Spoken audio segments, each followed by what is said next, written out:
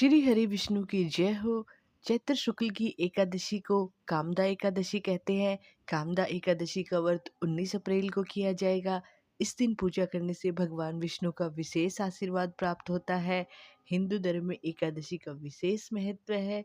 वर्ष भर में 24 एकादशी मनाई जाती हैं। आइए सुनते हैं कामदा एकादशी की कथा। पौराणिक कथा के अनुसार भगवान श्री कृष्ण ने धर्मराज युधिष्ठिर को कामदा एकादशी की व्रत की कथा सुनाई थी। इसके अलावा भगवान राम के पूर्वज राजा दिलीप ने भी कामदा एकादशी का महत्व और कथा गुरु वशिष्ठ से सुनी थी। कथा के अनुसार प्राचीन काल में पुंडरीक नाम का एक राजा राज्य करता था। वह भोंगीपुर नगर में रहता था। राजा प्रजा का ध्यान नहीं रखता था और हर वक्त भोग विलास में डूबा रहता था।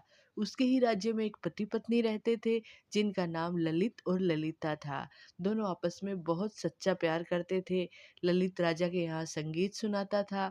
एक दिन राजा की सभा में ललित संगीत सुना रहा था। तभी उसका ध्यान अपना पत्नी की तरफ चला गया और उसका स्वर बिगड़ गया। इसे देखकर राजा पुंडरीक का क्रोध 7वें आसमान पर पहुंच गया। राजा इतना गुस्सा हुआ कि उसने क्रोध में आकर ललित को राक्षस बनने का श्राप दे दिया। राजा के श्राप से ललित मांस खाने वाला राक्षस बन गया। अपने पति का ये हाल देखकर ललिता बहुत दुखी हुई। पति को ठीक करने के लिए हर किसी से उपाय पूछती।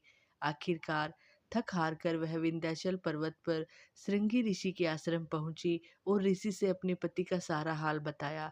ऋषि ने ललिता को कामदा एकादशी का व्रत करने की सलाह दी। ऋषि ने कामदा एकादशी का व्रत का प्रताप बताया और ललिता से इस व्रत को करने को कहा।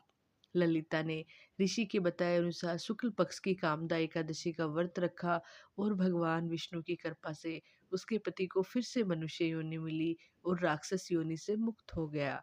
इस तरह दोनों का जीवन हर तरह के कष्ट से मिट गया और वे सुखी सुखी जीवन जीने लगे। श्री हरि का भजन कीर्तन करते करते दोनों मोक्ष को प्राप्त हुए।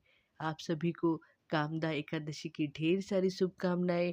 भगवान विष्णु सभी भक्तों पर अपनी कृपा बनाए रखे। श्री हरि विष्णु की जय हो।